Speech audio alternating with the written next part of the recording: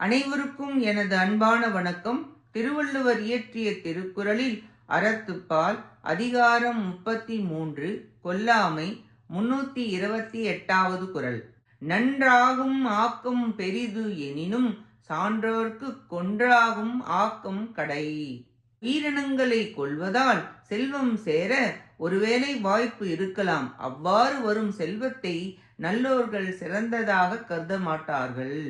இன்பம் மிகும் செல்வம் என்பது தாம் தேவராக எய்தும் செல்வம். கொல்லுவதால் வரும் செல்வம் இழிவானது.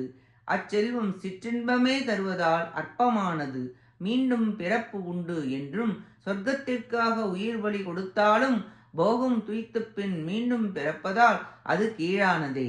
முக்தி இன்பத்தை பெறும் துறவிக்கு கொல்லாமையே சிறந்தது.